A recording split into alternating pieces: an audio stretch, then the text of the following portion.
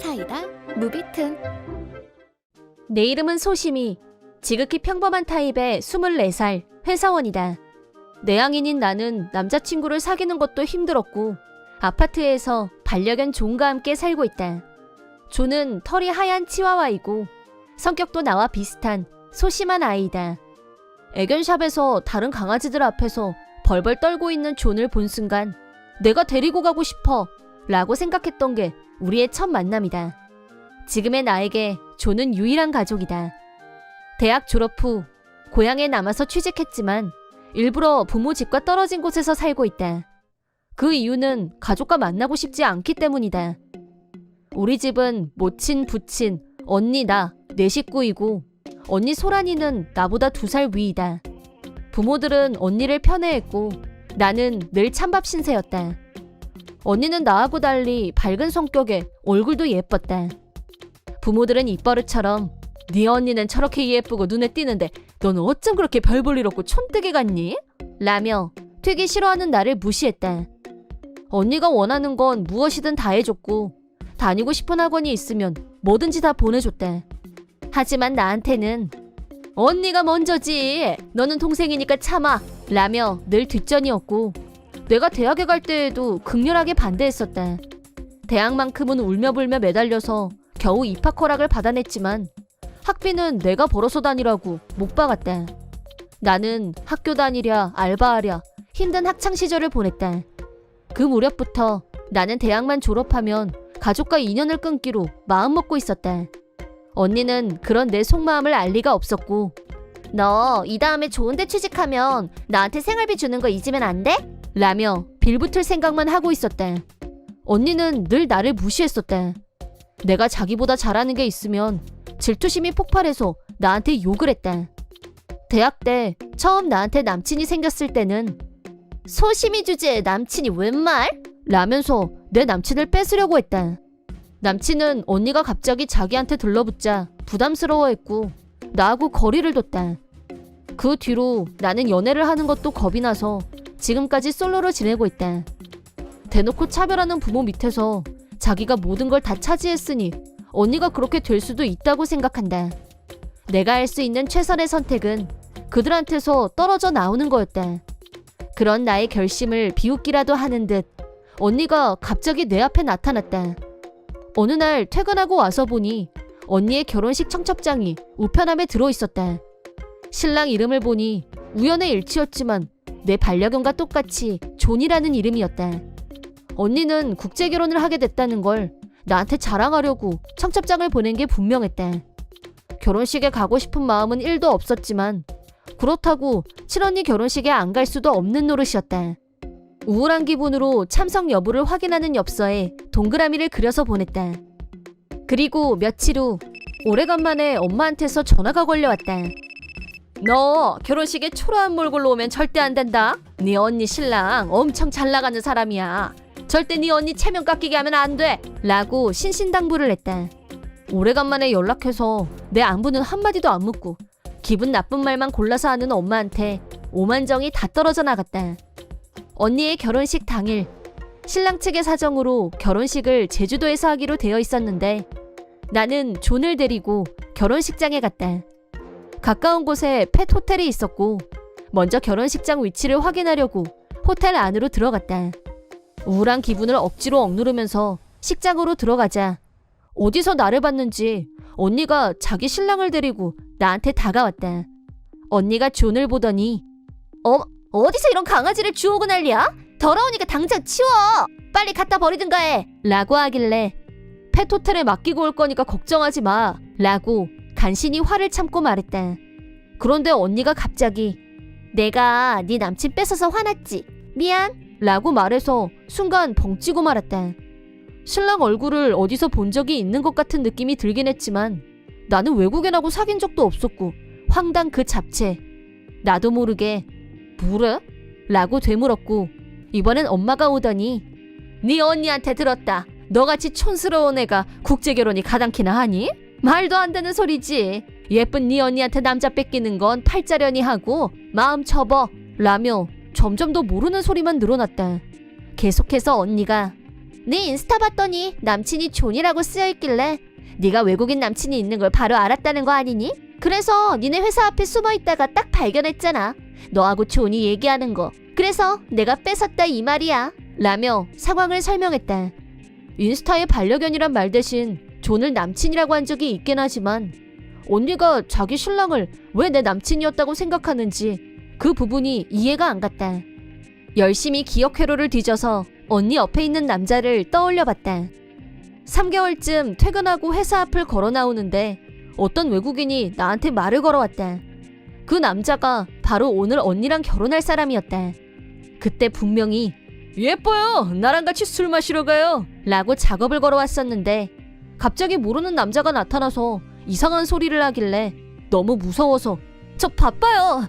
라고 하고 피하기 바빴다. 하지만 남자는 끈질기게 술 마시러 가자. 내가 쏠게. 라면서 치근덕거렸고 그때 뿌리치느라 고생했던 게 생각났다. 그 장면을 언니가 우연히 목격하고 완전히 착각했었다는 걸 알게 된 나는 사실대로 말해줘야겠다고 생각했다. 내가 말한 남친은 내 반려견 존을 말한 거야. 라고 하자 언니는 뭐래니? 라며 황당한 표정을 지었다. 그 순간 언니 신랑이 급 당황한 얼굴로 그게 라고 끙끙거리면서 언니 표정을 살폈다. 이상 분위기를 감지한 언니가 이게 어떻게 된 거야? 라며 화를 냈다. 언니 신랑은 언니가 뭘 착각하고 있는지 다 알면서도 내 남친인 척 언니의 유혹을 즐긴 모양이었다. 자기가 완전히 속았다는 걸 알게 된 언니는 왜 그랬냐며 신랑한테 마구 쏘아댔다. 그러자 네가 너무 예뻐서 그랬어. 그래야 네가 나를 계속 꼬실 테니까 나도 어쩔 수 없었어. 라며 변명을 늘어놨다. 단순한 언니는 그런 거면 뭐 어쩔 수 없지. 내 미모가 문제였네. 라며 바로 기분이 풀렸고 신랑을 용서했다. 그러더니 나한테 대고 미안한데 너는 축의금만 내고 그만 가봐. 지저분한 강아지를 안고 다니는 꼴을 본 이상 찝찝해서 안 되겠어. 라면서 나를 깔아뭉개서 통쾌한 듯 웃었다. 나는 내 반려견한테 지저분하다는 사람한테 내가 축의금을 왜 줘? 제발 다시는 나한테 연락하지 마. 라고 경고한 후 식장에서 나왔다. 불필요한 시간 낭비를 하게 된 게 너무 화가 났지만 존과 함께 짧은 여행을 즐기고 돌아가기로 했다. 며칠 후 별 생각 없이 텔레비전 뉴스를 켰는데 어디서 많이 본 얼굴이 화면에 등장했다. 그건 언니의 신랑이었다. 뉴스 내용은 결혼 사기로 총액 20억을 챙긴 범죄 그룹이 체포됐다는 거였다. 언니와 결혼식을 마친 신랑은 축의금을 몽땅 다 들고 날랐고 연락이 두절됐다. 결혼식 비용은 언니와 부모님이 먼저 다 지불한 상태였고 돈을 뜯겼다는 걸 알게 된 언니가 경찰에 신고했다. 조사 결과 사기 그룹을 일제히 체포하게 됐다고 한다. 하지만 축의금은 이미 다 노는데 탕진한 후였고 언니는 10원 한 장 회수하지 못했다.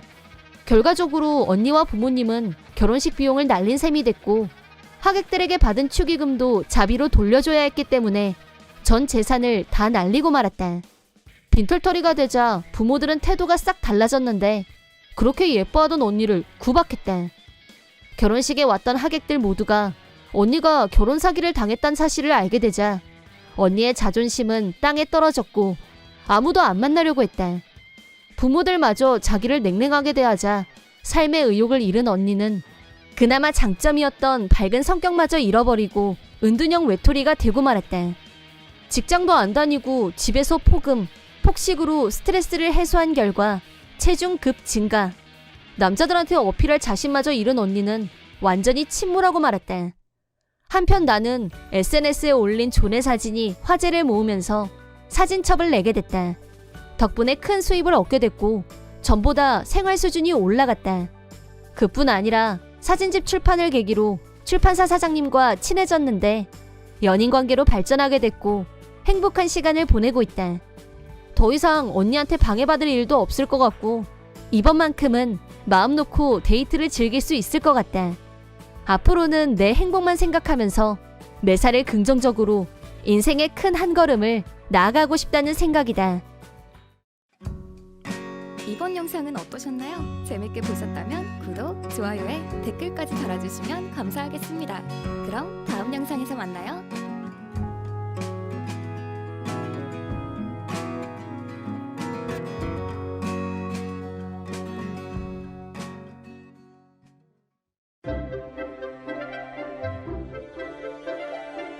사이다 무비튼. 내 이름은 가정이. 35살의 전업주부이다. 취미를 살려서 집에서 일하면서 수입도 얻고 있다. 남편 왕재수도 동갑인 35살, 회사원이다. 집안일은 내가 전담하고 있는데 남편 못지않게 바쁘게 시간을 쪼개 쓰고 있다. 수입도 남편하고 비슷하지만 어쩔 수 없다고 생각하고 있다. 대신 출퇴근하는 시간이 없다는 장점이 있었고 그 시간을 유용하게 청소며 빨래하는 데 쓰고 있다. 남편과는 3년 전에 결혼했는데 아이는 아직 없었다. 결혼 전까지 남편은 세상 자상한 남자였다. 내가 요리를 하면 설거지는 자진해서 했고 내가 하는 말을 늘 진지하게 들어줬다. 하지만 결혼하고 시간이 지나면 지날수록 남편은 폭력적으로 변했다. 한번 기분이 상하면 감당하기 힘들 정도로 거칠게 행동했고 언어적 폭력도 심각했다. 특히 최근에는 회사에서 일이 잘 안 풀리는지 나한테 화풀이하는 일이 늘어났다. 그럼에도 불구하고 아직 부부관계를 유지하고 있는 건 불같이 화를 낸 후에 남편이 항상 사과했기 때문이었다. 이 시기만 넘기면 남편도 다시 자상한 사람으로 돌아올 거야. 그렇게 믿고 있었다. 그런데 최근 1년 동안은 한바탕 난리를 치고도 사과조차 하지 않았다. 사과는커녕 나에 대한 폭력이 더욱 심해졌다. 남편이 회사에서 기분이 상하는 일이 생길 때마다 나를 화풀이 대상으로 삼는 경향이 점점 더 심해졌다. 저녁 때 집에 들어온 남편은 평소보다 한층 더 기분이 안 좋아 보였다. 에이씨, 감히 내 여름 상여금을 깎아? 꼭 사고 싶은 게 있었는데 계획이 다 틀어졌잖아. 이게 다 너 때문이야. 하는 일마다 꼬여. 그게 왜 내 책임이야? 노트북을 두드리고 있던 나는 일손을 멈추고 남편한테 따졌다. 네가 집에서 뒹굴거리고 있는 거 보면 속이 터져서 스트레스를 바로 받는다고. 그래서 내가 오늘 회사에서 안 해도 되는 실수까지 저질렀잖아. 그게 대체 나랑 무슨 상관이 있어?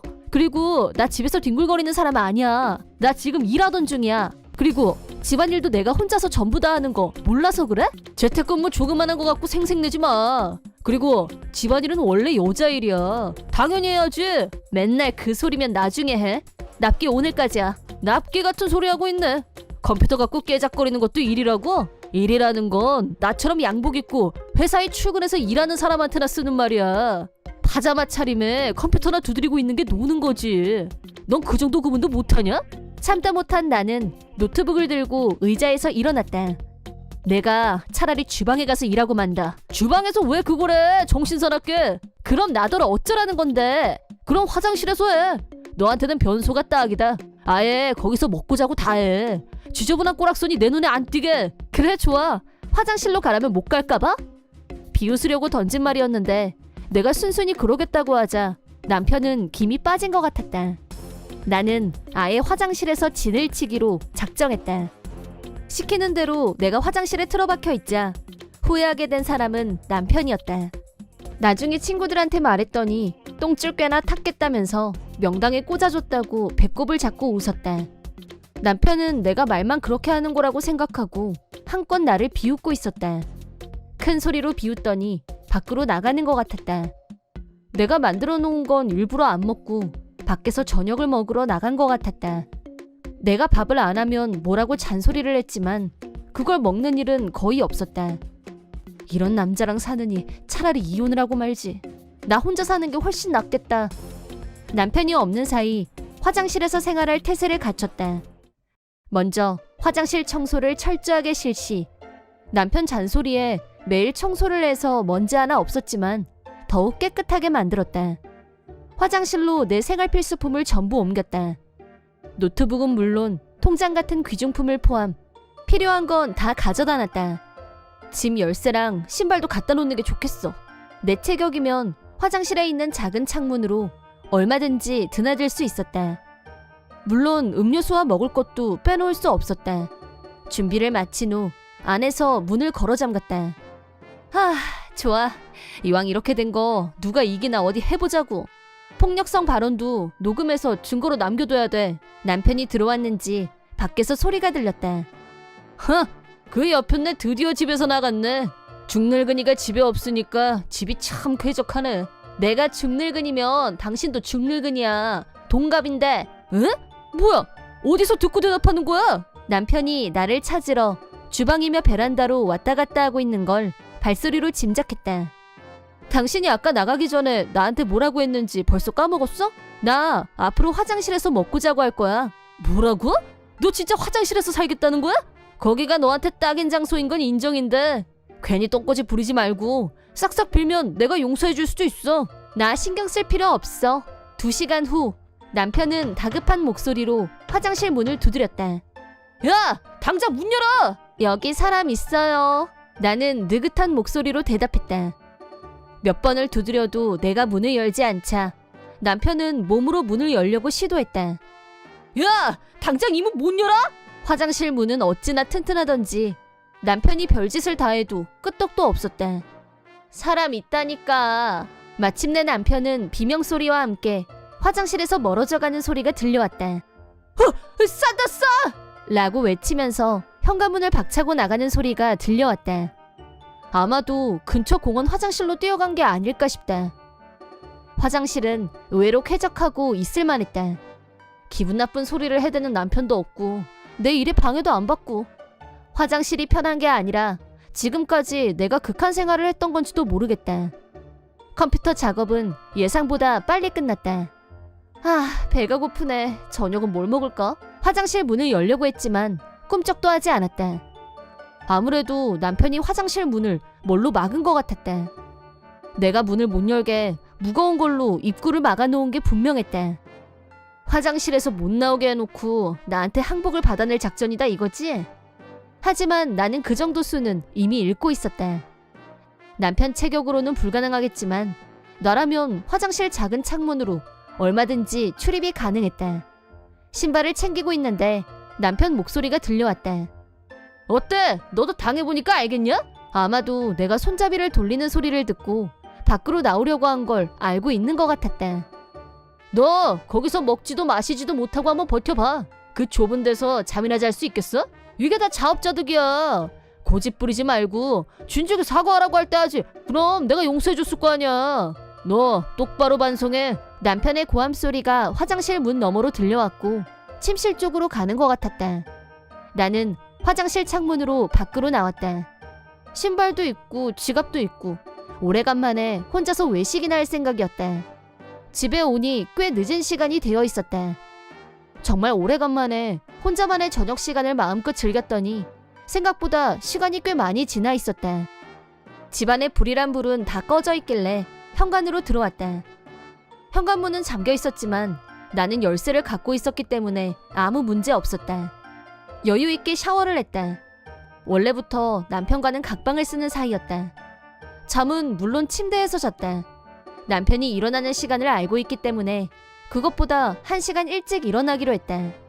다음 날 토스터기로 빵을 굽고 내가 좋아하는 커피 메이커로 모닝커피를 내리고 천천히 커피 맛을 음미했다. 화장실 앞에는 내가 예상했던 대로 벽장에 있는 책꽂이로 화장실 문을 완전히 막아놓은 상태였다. 가정폭력의 증거물로 충분하다고 판단, 인증샷 촬영. 몇 가지 필요한 물건을 더 챙겨서 다시 창문을 통해 화장실로 들어갔다.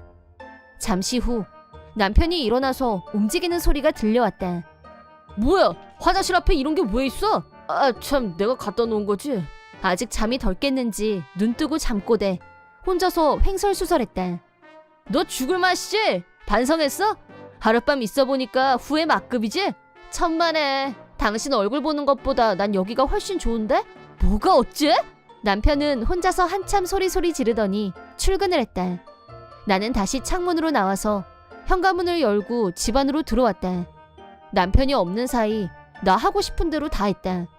이런 생활을 한 일주일쯤 했더니 가정폭력 증거가 만족할 만큼 모아졌다.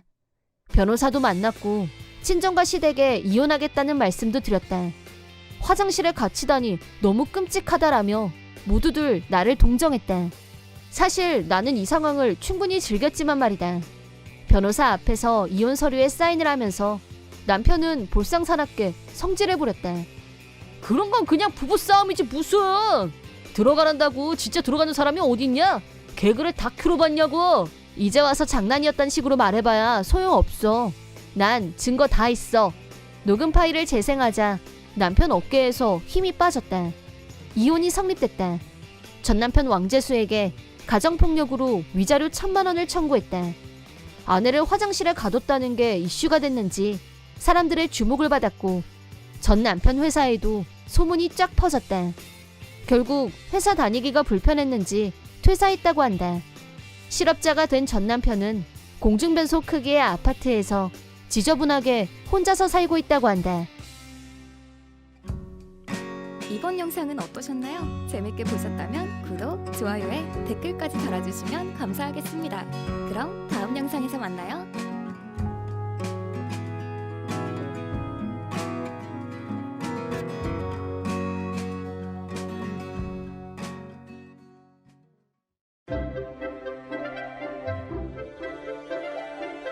사이다 무비튼. 내 이름은 진경이. 27살의 회사원. 바로 얼마 전 2년 동안 사귄 남친에게 프로포즈를 받았고 행복 초절정 그 자체이다. 지금은 이토록 행복한 나이지만 실은 3년 전 약혼자에게 비참한 배신을 당한 후 한동안 페인처럼 지내던 시기도 있었다. 전 약혼자인 한심한과는 고딩 때부터 사귀던 사이였다. 연애 기간만 무려 8년, 사회인 2년째이기도 했던 무렵 한심한의 프로포즈를 받고 결혼 초입기에 들어갔다. 우리가 결혼한다고 하자 양가 부모님은 동시에 기뻐하셨고 축제 분위기였다. 모든 사람들이 축하하는 분위기 속에서 결혼식 준비가 시작. 이대로 얼마 후면 결혼식을 올리고 부부가 된다는 사실을 믿어 의심치 않았던 나. 하지만 고작 한 달 후 절망적인 상황에 맞닥뜨리고 말았다. 결혼식 날짜를 잡은 지 겨우 한 달이 지나 결혼식 문제로 식장 담당자들과 미팅 약속을 잡았는데 한심한이 좀 이상했다. 갑자기 결혼식을 연기하고 싶다고 하더니 연락도 안 받고 피하는 것 같았다. 아무리 이유를 물어도 제대로 된 설명도 없이 무조건 결혼식을 연기하자는 말만 반복했다. 분명히 뭔가 있다고 감지한 나는 한심한의 엄마를 찾아가 고민을 털어놨고 둘이서 같이 이유를 말하게 하기로 했다. 요즘 너 정말 이상한 거 알아? 무슨 일 있는 거 맞지? 라고 따지자 한심한은 그만 좀 해 제발. 나 너랑 결혼 안 해. 그렇게 정했어. 결혼 취소야. 너랑도 끝이야. 라며 오히려 역정을 냈다. 일방적인 태도에 당황스러웠지만 집요하게 질문하자 다른 좋아하는 여자가 생겼다 라고 자백했다. 너 바람 피웠니? 라고 다시 묻자 너보다 더 예쁜 여자가 내가 좋다는데 그럼 거절하래? 라며 인간성 바닥 끝을 보여준 한심한. 나는 이런 야비하고 비열한 배신을 용서할 수 없었고 너 진짜 끝장이다. 위자료 청구할 거야. 라고 극노했다. 그러자 지금까지 내 편이라고 생각했던 한심한 엄마가 너도 너무 막 나간다. 사람 마음이라는 게 변하는 게 자연의 법칙이지. 구질구질한 여자 별로야. 깔끔하게 정리해. 라며 이런 상황에서도 자기 아들 편만 들었다. 한심한은 원래 마마보이 기질이 있었다. 무조건 오냐오냐 하는 엄마 밑에서 자랐다는 사실이 문득 떠올랐다. 한심한 엄마는 자기 아들 외엔 다른 건 보이지 않는 타입이었고 양다리 걸치고 나를 배신한 것에 대해서는 이런 방구도 없이 결혼은 없었던 걸로 라고 간단하게 말했다. 너무 큰 충격을 받은 나는 집으로 돌아와 울면서 부모님에게 이 사실을 전했다. 화가 난 부모님은 한심한 집으로 찾아가서 이게 어떻게 된 거야? 라며 호통을 쳤다. 하지만 한심한의 마음은 이미 나를 떠난 상태였고 마지못해 미안하다고 했지만 결국 결혼은 없던 일이 됐다. 나는 한심한에게 위자료를 청구했다. 위자료를 받았다고 해서 마음의 상처까지 보상받을 수는 없었다. 한동안 지옥 같은 시간을 혼자서 버텨야 했다. 도저히 마음이 추슬러지지 않았고 휴직기를 내고 집에 틀어박혀 지내는 동안 비참한 마음이 점차 분노로 변해갔다.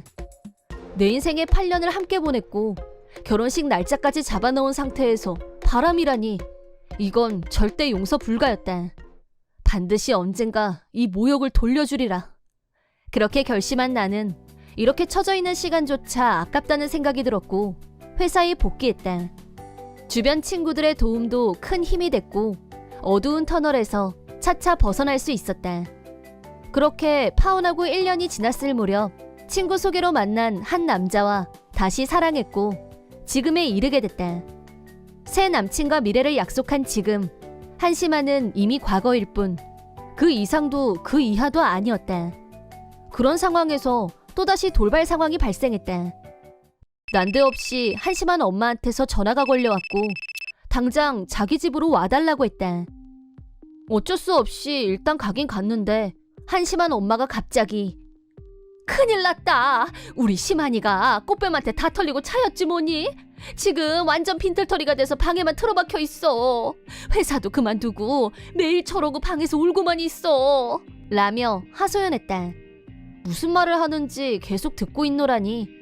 8년이나 사귄 사이인데 너라면 우리 심한이를 도울 수 있지 않겠니? 내가 이렇게 부탁한다. 좀 도와줘. 라고 했다. 이 말을 들은 나는 비로소 나에게 복수의 기회가 왔다고 직감했고 그 부탁을 받아주겠노라 대답했다. 다음 날부터 나는 퇴근하면 곧장 한심한 집으로 가서 열심히 위로했다. 그러자 나한테 감동 먹은 한심한은 전 여친에 대해서 이런저런 얘기를 했다. 그렇게 한 달간 공을 들인 결과 예전처럼 나와 웃으면서 얘기를 할 정도로 회복했다. 그러던 어느 날 한심한이 나에게 정말 고마워 라고 하더니 아주 진지한 얼굴로 나를 똑바로 쳐다봤다.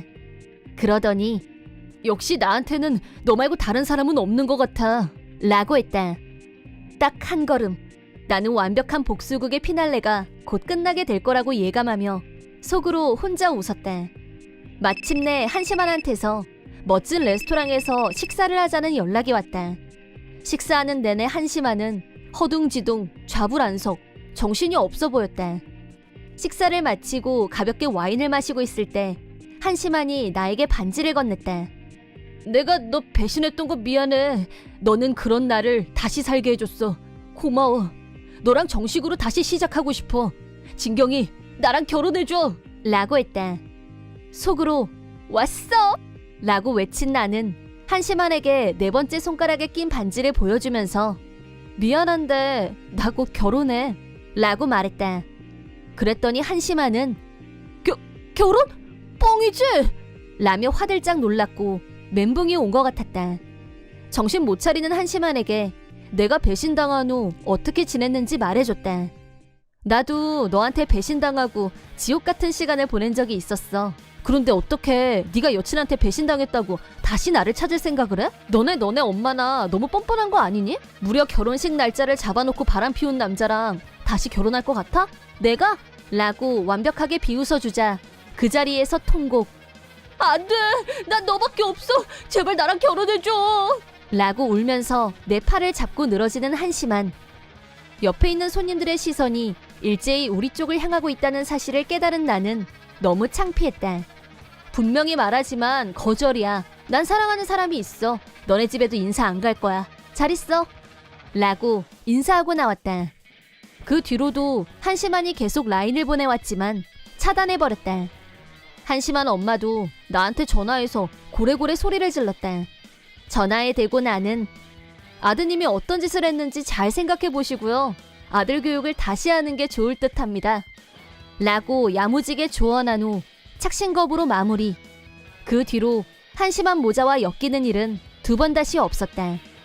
예상대로 한심한은 나한테 차인 충격이 상당했는지 운둔형 외톨이 생활로 다시 돌아갔다고 한다. 하지만 한심한 엄마는 내가 한 말이 효과가 있었는지 문 꼭 닫고 방에서 나올 생각도 안 하고 있는 한심한에게 뽀린 대로 거둔다는 말 몰라? 자업자득이니까 궁상 떨지 말고 나가서 일해! 라고 따끔한 말로 아들을 야단치기 시작했다. 하지만 27년 동안 오냐오냐에만 길들여진 한심한에게는 아무 효과가 없었다. 오히려 야단 맞을 때마다 거칠게 반항했다. 마침내 자기 분노를 폭력적으로 분출. 집에서 감당할 수 있는 수준을 넘어버렸고 감당이 안 된 한심한 엄마는 경찰에 신고하는 일도 빈번했다. 툭하면 경찰이 출동하자 동네 사람들 입에 자주 오르내렸고 한심한 가족은 완전히 고립되고 말았다. 동네 사람들 눈치가 보였는지 야반 도주하다시피 이사를 가버렸다는데 어디로 갔는지는 아무도 모른다. 직장도 안 다니고 은둔형 외톨이가 된 한심한 때문에 앞으로 가족이 겪을 고통은 말로 다 못할 것이다. 소문에 의하면 한심한 가족은 인적 드문 시골로 이사했고 쥐죽은 듯이 살고 있다고 한다. 한심한은 정신과 치료를 받고 있다는데 약물 치료를 통해 난동을 부리는 걸 억제시키고 있다고 한다. 다시 사회로 복귀하려면 생각보다 긴 시간이 필요할 것 같다는 느낌적인 느낌. 한편 나는 남친과 예정대로 무사히 결혼식을 마쳤고 행복한 신혼생활을 만끽 중이다. 파혼의 기억이 떠올라 새 출발에 대해 막연한 불안감도 있었지만 무사히 결혼식을 마쳤을 때에는 울컥하면서도 한없는 위안을 얻었던 기억이 난다. 결혼 후 반년 정도가 지나 임신한 사실을 알게 됐고 남편과 나는 서로 껴안고 좋아했다. 힘들었던 과거를 이겨냈기에 오늘의 행복을 얻을 수 있었다고 믿는다. 그때 다시 일어설 수 있게 도와줬던 모든 이들에게 감사한다. 앞으로 가족이 늘어나면 집안은 더욱 활기가 돌 테고 어두운 터널에 갇힌 기분이 드는 일은 없을 거라고 생각한다. 나는 남편과 앞으로 태어날 우리 아기를 평생 사랑하고 아끼며 행복하게 살 생각이다. 이번 영상은 어떠셨나요? 재밌게 보셨다면 구독, 좋아요에 댓글까지 달아주시면 감사하겠습니다. 그럼 다음 영상에서 만나요.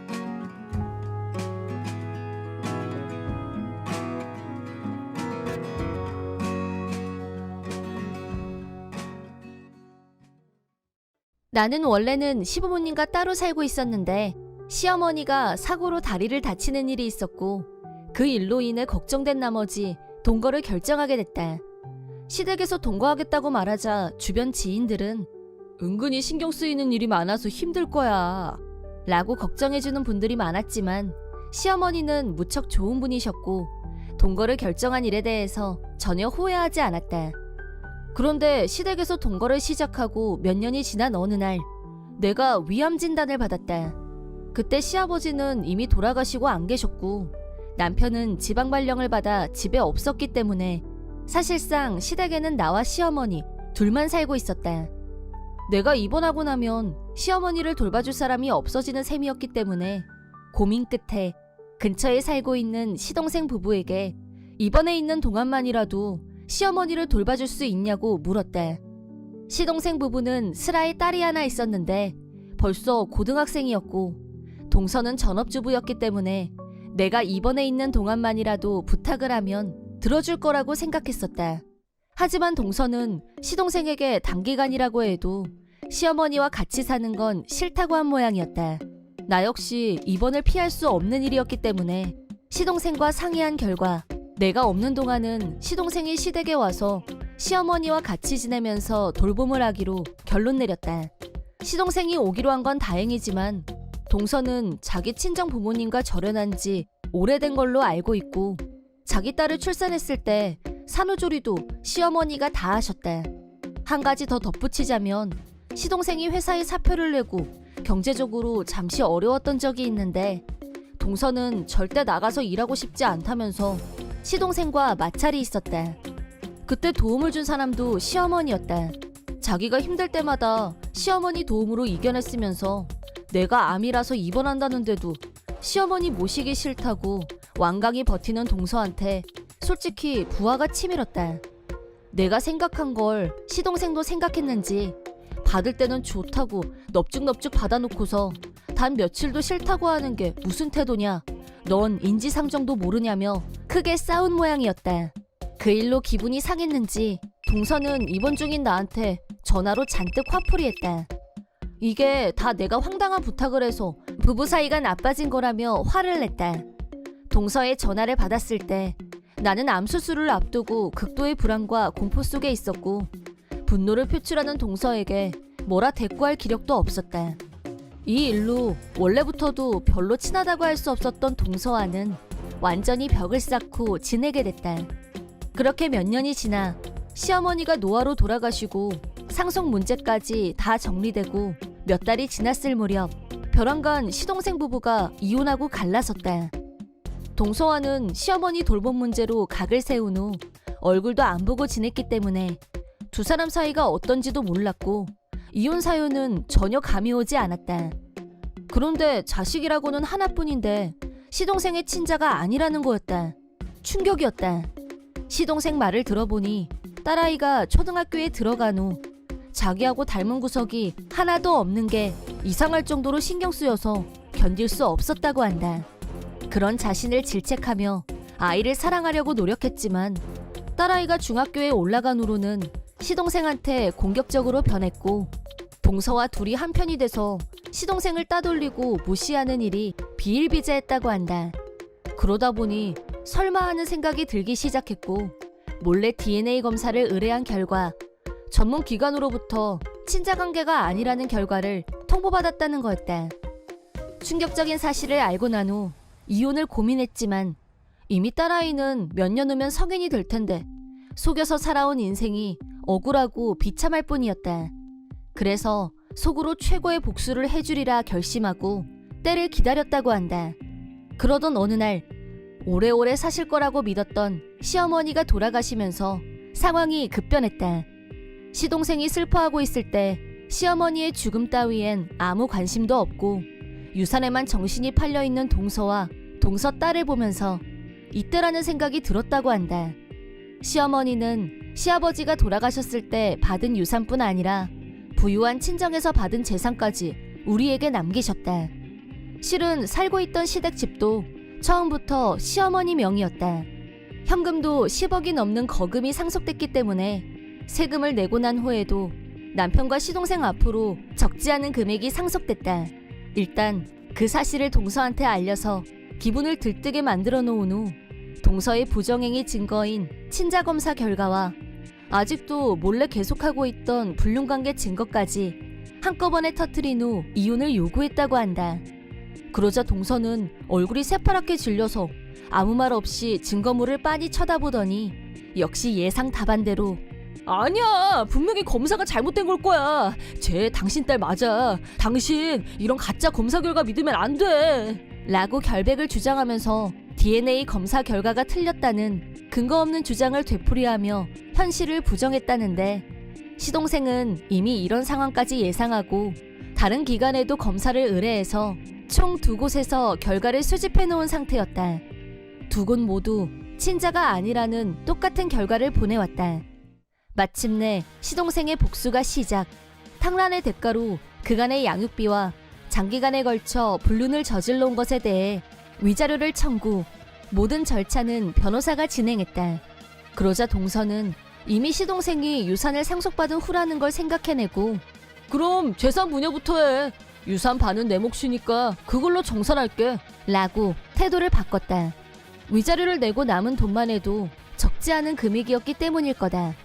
시동생은 부모님께 물려받은 재산은 재산 분여와 아무 상관없으므로 동서에게 돌아갈 유산은 1도 없다는 걸 분명히 했다. 거기에 덧붙여서 직장 다니기 싫다는 이유로 전업주부로 지낸 점, 시동생 월급은 세 식구가 살기에 충분하고도 남을 정도였지만 그 돈을 매달 전부 다 써버렸기 때문에 현재 가진 재산은 나누고 어쩌고 할 게 없다는 점까지 깔끔하게 설명했다. 그러자 멘붕이 온 동서가 난리를 쳤다는 얘기. 한편 지금까지 동서와 한몸이 되어서 시동생을 벌레 취급하던 화근 덩어리 딸은 할머니가 돌아가시면서 유산 장난 아니게 남겨줘서 자기는 이제 억대 부자가 된다면서 주변 친구들한테 자랑하고 다녔다는데 막상 뚜껑을 열어보니 유산이 아니라 빚만 수억 짊어지고 엄마랑 쫓겨나게 생겼다는 사실. 엄마랑 이혼할 거면 나는 아빠랑 같이 살래. 엄마랑 만나지 말라고 하면 그렇게 할 거고 앞으로는 아빠한테 진짜 잘할게. 라고 갑자기 착한 척을 했지만 시동생은 아랑곳하지 않고 왜 그래야 하는데? 너도 내가 네 친아빠 아니란 거 알고 있었던 거 맞지? 이혼하는 마당에 남의 자식을 내가 굳이 데리고 살 필요는 없지. 라고 냉엄한 현실을 그대로 직시하게 했다는 얘기. 본인이 생각했던 것과 달라도 너무 다른 현실을 직면하고 큰 충격을 받은 딸아이는 무너지듯이 그 자리에 주저앉아서 한동안 움직이지 못했다고 한다. 그런 과정을 거쳐서 시동생 부부는 중간에 변호사를 두고 이혼 절차를 밟았다. 전 동서는 이혼당한 후 나를 찾아왔다. 자기 딸과 당장 먹고 살 돈도 없다며 나한테 돈을 빌려달라고 했다. 나를 붙잡고 울면서 통사정하는 전 동서에게 단호하게 말했다. 내가 힘들 때 동서가 어떻게 했었는지 혹시 기억나? 어머님이 살아계실 때 와서 들여다본 적은 있어? 힘들 때 도와드린 적 없잖아. 그래서 나도 안 할 거야. 라고 하자 방바닥을 두드리고 발을 굴러가며 통곡했다. 결국 몇 억이나 되는 빚을 지고 딸아이와 둘이서 쫓겨나게 된 전 동서는 당연히 수중에 가진 돈도 없고 급하게 허름한 아파트를 하나 얹어서 나갔다는데 시동생이 불륜 상대 쪽에도 내용 증명과 함께 위자료를 청구했기 때문에 그 남자한테도 버림받았다고 한다. 현재 형편으로는 빚을 갚기는커녕 그날 먹을 끼니를 걱정해야 하는 처지라고 한다. 지금까지 전 동서와 그 딸은 착하고 성실한 시동생을 남편으로 둔 덕분에 집에서 편하게 남들보다 여유 있게 사는 편이었다. 그런데 지금은 집에 먹을 것도 없고 제 손으로 일하지 않으면 살아갈 방법조차 없다니. 그야말로 마른 하늘에 날벼락을 맞은 기분 그 자체일 거다. 예전은 예전, 지금은 지금. 일을 안 하면 빚을 갚기는커녕 쌀 한 톨도 못 사는 처지이다 보니 할 수 없이 일자리를 찾아 나섰다는데 지금까지 일을 해본 경험이 없는 전 동서는 어디에 가도 능력 미달. 출근하고 열흘도 못 가서 해고당하기를 밥 먹듯이 하고 있다고 한다. 한편 전 동서 딸은 모전 여전이라고 자기 엄마의 모난 성격을 쏙 빼닮은 것 하며 억대 부자가 된다고 들떠서 학교에서 어지간히 다른 애들을 무시하고 다닌 모양인데 사실은 신세가 곤두박질 쳤다는 게 다 알려져서 이번엔 본인이 걔 무시당하는 중이라고 한다.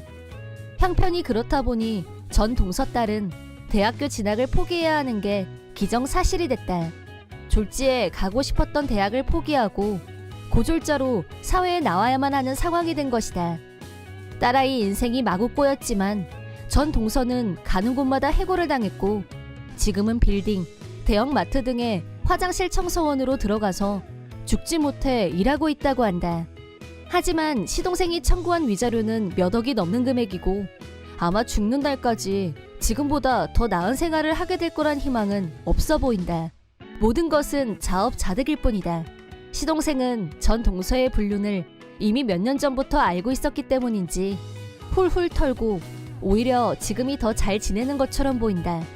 시동생은 본래 성격이 참 좋았다. 앞날은 모르는 거지만 시동생을 알아봐주는 사람이 나타나길 기대한다. 내 이름은 정상인 29살의 회사원이다. 현재는 싱글이지만 실은 3년 전에 이혼한 전력이 있다. 전처와는 24살 때 결혼했고 결혼 생활은 겨우 2년 만에 마침표를 찍었다. 아내가 말한 이혼 사유는 내가 바쁘다는 이유로 가정을 등한시했기 때문. 대학 졸업 후 목표로 삼았던 대기업에 운 좋게 취업을 하게 된 나는 회사에 적응하기까지 매일 파김치가 되어 있었다. 그런 나를 옆에서 도와준 사람이 바로 전처였다. 내가 에너지가 고갈됐을 때 언제나 따뜻하게 위로해주던 여자. 이 여자와 함께라면 틀림없이 평생 행복할 거라고 믿었고 2년의 연애 끝에 결혼했다. 그런데 전처는 결혼하자마자 당장 아이를 갖고 싶다고 노래를 불렀다. 내가 그럴 여유도 없을 만큼 바쁘다는 걸 전혀 이해해주지 않았다. 나도 아이를 낳고 싶은 마음이야 있었지만 하루도 빼놓지 않고 또 잔업이야? 벌써 자려고? 나하고도 시간을 보내야 하는 거 아니냐면서 이런저런 요구를 해대는 통에 심적인 피로감이 쌓여갔다. 너무 바빠서 항상 시간이 부족했지만 친구들이나 다른 가족보다 아내를 늘 우선으로 대했다. 하지만 나의 노력은 전처를 만족시키지 못했고 결혼 2년 만에 이혼을 요구했다. 연애할 때는 나와 결혼하고 싶어서 내가 바쁜 것도 다 이해해주는 것처럼 말했지만 결혼하고 나니 그런 척에서 벗어나고 싶어졌다고 했다. 이혼 즈음에 사실은 척했던 거였다는 말을 듣고 어쩌면 나는 전처의 마음을 제대로 이해했던 적이 한 번도 없었는지도 모르겠다는 반성을 하게 됐었다. 우습게도 이혼하고 바로 부서 이동이 있었고 전에 있던 부서보다 훨씬 시간적인 여유가 생겼다. 그렇지만 그땐 이혼한 지 얼마 되지 않았었고 다른 여자를 만나고 싶다는 생각도 없이 줄곧 지내다가 최근에야 새 여친이 생겼다. 새 여친 어진자는 나보다 4살 어린 25살이다. 거래처 안내데스크에서 일하고 있어서 얼굴을 익히게 됐다. 그러다 친구와 오키나와 여행을 갔는데 거기서 우연하게 만나게 된 걸 계기로 사귀는 사이로 발전했다.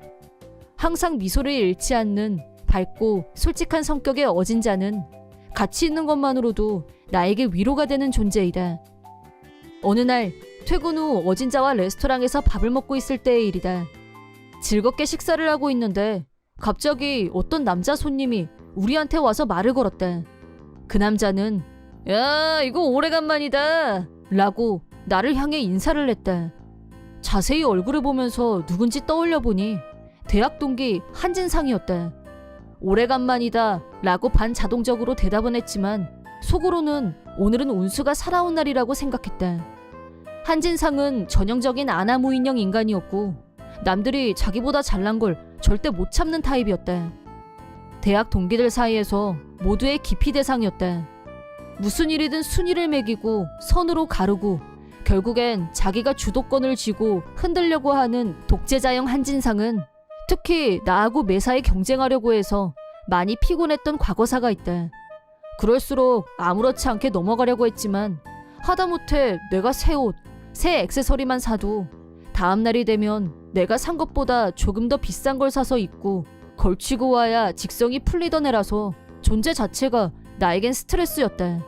그렇게 유치찬란했던 한진상이었지만 나이가 자그마치 30을 앞두고 있는데 설마 조금은 변했으려니 하는 기대를 품고 합석을 하기로 했다. 와, 내가 소문은 익히 들었는데 이렇게 젊고 예쁜 부인이 있을 줄이야. 대박이다 라고 하더니 한진상은 어진자를 계속 곁눈질을 하면서 쳐다봤다. 어진자는 부인? 라고 작은 소리로 혼잣말을 했지만 원래 낯가림을 좀 하는 편이라 그거 외에는 다른 말은 전혀 하지 않았다. 그러고 나서 한진상은 내가 특별히 묻지도 않은 자기 근황에 대해서 장황하게 얘기를 늘어놨다. 한진상은 현재 독신이고 무역회사에 근무 중인데 잘 나가는 것 같았다. 연봉만 보고 돈 때문에 자기한테 접근하는 여자들이 많다면서 여자들을 믿을 수가 없어서 아직 결혼은 생각하지 않는다는 말까지 다 들어줬다. 먼저 일어서겠다며 자리를 뜨기 전 한진상은 어진자를 보면서 이렇게 젊고 예쁜 여자가 있으면 나도 당장 결혼할 것 같다 라고 하더니 자리를 떴다. 어진자가 자기 나이보다 더 어려 보이는 건 사실이지만 한진상은 어진자를 몇 살로 보고 계속 어리고 예쁘다를 강조한 건지 의문이 들었다. 그러고 나서 나는 한진상과 우연히 만났던 일 따위는 까맣게 잊고 있었다. 그렇게 넉 달이 지났다. 평소와 다름없이 퇴근 시간이 돼서 회사에서 나왔는데 한진상이 나를 기다리고 있었다. 옆에는 젊은 여자가 같이 있었다. 한진상은 나를 보더니 자신만만한 미소를 지으며 나한테 다가왔다. 이것도 우연히 만났네. 근데 마침 잘됐다. 너한테 하고 싶은 말이 있었거든. 내가 네 마누라 임신시켰어 라고 말했다. 그러자 옆에 있던 여자가 안절부절 못하면서 나한테 의미를 알 수 없는 눈짓을 보내왔다. 뭔 소리를 하는 건지 이해가 안 간 나는 에? 라는 리액션과 함께 나 아직 독신인데? 라고 대답. 그러자 한진상은 뭔 소리야! 네가 24살짜리 예쁜 여자랑 결혼했단 소문은 나도 예전에 다 들었는데 어디서 거짓말이야! 라고 하더니 옆에 있는 여자한테 너 정상인 와이프 맞지? 라고 확인했다. 그러자 여자는 당황하면서도 맞아요 상인씨 라면서 뻔뻔하게도 내 와이프인 척했다. 나는 이 엉터리 장단에 놀아나고 싶지 않았고 어진자를 불러서 내 여친이라고 한진상에게 소개했다. 저 여자 누구야? 라고 묻자 같은 질문을 한진상이 너 누구야? 라고 다급하게 물었다. 이쯤 되자 의문의 여인도 더 이상 거짓말이 안 통하겠다 싶었는지 사실을 털어놨다. 그러니까 한진상은 그때 나랑 우연히 만나고 헤어진 후 주점에서 어진자와 똑같이 생긴 한진자라는 여자를 만나게 됐다. 어진자의 이름을 몰랐던 한진상은 한진자를 어진자로 착각하고 그때 봤던 정상인 와이프네. 와, 이런 데서 다시 보다니 혹시 우리 운명 아니야? 라고 들떠서 호텔로 유혹했다. 한진자는 가출한 상태였는데 마땅히 갈 곳도 없는 처지여서 에라 모르겠다고 하고 정상인 와이프 맞아요 라고 적당히 분위기를 맞춰주면서 한진상이 하자는 대로 했다. 급기야 한진상이 정상인 와이프를 노리고 있군? 그럼 내가 그 남자 아내하지 뭐. 천재꽃도 생기겠다 라고 연기를 계속했고 한진상 집을 숙소로 삼는 데 성공했다. 그렇게 같이 산 지 2달이 지나자 한진자는 임신을 했고 한진상이 정상인하고 이혼하고 나랑 결혼하자 라고 하길래 얼씨구나 했다는데 거기까진 좋았지만 한진상이 빨리 정상인하고 이혼해 라고 재촉할 때마다 그럴게 라고 대답만 하고 시간을 끌었다. 결혼신고를 빨리 못한 건 그럴 만한 이유가 있었다. 한진자는 17살에 가출을 했고 부모님이 실종신고를 하고 자기를 애타게 찾고 있을 거라고 했다. 가출 이유는 사소한 일로 아버지와 말싸움이 일어났는데 충동적으로 집을 나오게 됐다고 했다. 한진자의 나이를 알게 된 한진상은 말도 안 돼! 미성년자였어? 라고 깜놀하면서 진짜 당황한 것 같았다. 한진자는 누가 보면 진짜 몰랐는 줄? 나 딱 보면 미성년자 아님? 진짜 내가 미성년자인 거 몰랐었어? 헐, 대박 라며 어이없다는 반응을 보였다. 한진상은 이제 어떡하지? 미성년자 건드린 게 알려지면 나 잡혀가는 거 아니야? 다들 잘 들어. 지금 일어난 일은 아무한테도 말하면 안 돼. 알았지? 라며 우리한테 입단속을 시켰다. 나는 가출 소녀란 걸 안 이상 어른으로서 보고도 못 본 척할 수가 없어서 바로 경찰에 전화를 걸었다. 한진자는 경찰이 와서 보호했지만 한진상은 경찰에 체포됐다. 그 후 한진자는 부모님 품으로 돌아갔고 아버지와 화해를 했다고 한다. 임신 사실을 알게 된 부모님은 한진자를 설득해서 아이를 포기하기로 결론을 내린 모양이었다. 한편 한진상은 한진자 부모님이 피해 신고를 제출해서 미성년자 간음 용의로 체포되고 말았다. 9일로 회사에서 해고되는 처지가 됐다. 대기업에서 고연봉자였던 건 사실이었지만 매달 버는 대로 다 쓰기만 했던 터라 출소 후에는 생활비가 없어서 지방으로 내려가 기숙사가 딸린 회사에서 하청 직원으로 일하고 있다고 한다. 육체노동 경험이 없었던 한진상은 일이 힘들었는지 일하다 피로로 쓰러지기도 하고 다치기도 하고 무지 고생하며 지내고 있다고 한다. 성범죄로 체포된 적이 있는 한진상은 재취업하기가 사실상 불가능에 가까웠고 일하면서 병들어가는 생활을 이어나가고 있다고 한다. 나는 어진자의 생일날 프로포즈했고 결혼 날짜도 정해졌다. 이번에는 틀림없이 행복한 결혼 생활을 하게 될 것 같은 예감이 든다. 한진상이 한 짓은 절대 용서할 수 없는 일이지만 나한테 어진자 같은 아내가 있는 걸 그 정도로 부러워했다는 것 자체는 기분이 과히 나쁘지 않았다. 앞으로는 아내를 위해서라도 지금보다 더 열심히 일해서 든든한 한 가정의 가장이 되기 위해 노력하기로 마음먹고 있다. 내 이름은 이지영. 평범한 소시민으로 23살의 어린이집 교사. 2년 전부터 남친 명석한과 동거 중이다. 명석한과는 어려서부터 같은 동네에 살았고 같이 놀던 소꿉친구이다. 사귀기 시작한 건 고등학교에 올라가고 나서부터였는데 서로의 모든 성장 과정을 다 아는 사이다 보니 우리 둘의 끈끈함은 세상 어느 커플보다 깊다고 자부한다. 서로 사회인이 되고 직장에서 어느 정도 자리를 잡았기 때문에 결혼을 생각하고 있던 차에 명석한한테 프로포즈를 받았다. 앞으로 꽃길만 걷길 바라는 마음뿐이었지만 한 가지 불안한 일이 있었다.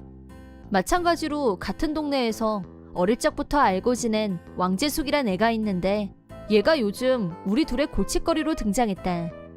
왕재숙은 어려서부터 자기밖에 몰랐고 이기적인 성격이라 학교에서 애들이 다 싫어했다. 하지만 우리는 같은 동네 친구이다 보니 왕재숙을 외면하기 어려운 입장이었다. 어느 정도의 거리를 두고 있긴 했지만 여전히 친구 사이로 지내고 있었다.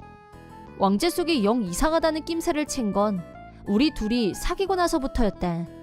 고등학교 때는 우리 셋 다 다른 학교를 다니고 있었는데 나하고 명석한이 역에서 만나서 같이 집에 가는 걸 우연히 목격한 왕재숙이 갑자기 이상한 소리를 냈다.